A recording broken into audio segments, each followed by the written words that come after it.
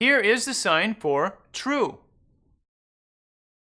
Okay, use the index finger of your dominant hand. I'm right-handed. Index finger, we could say the pointer finger. Put it right here on your lips, like you're going to tell someone to be quiet. That's the starting position. Now drop it down and lean forward.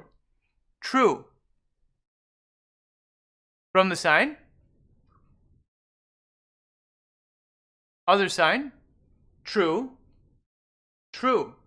Why are we leaning forward? Well, to affirm, to show that it's true, it's real, true.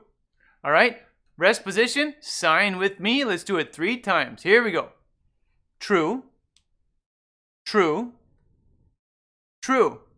Okay, a couple things. This sign, true, also works for the concepts of authentic, real, indeed, and, of course, true.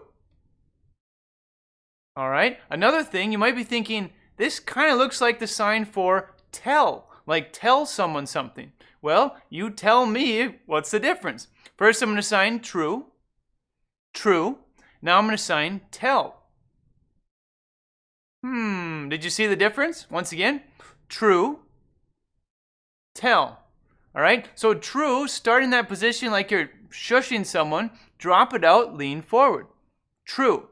With tell, we're going to go like this, palm facing in completely, just the tip of the finger on our chin, so below our lip, right? So we're not going up here, just right here. Tell. True. Tell. Okay, so we're focusing on true. True.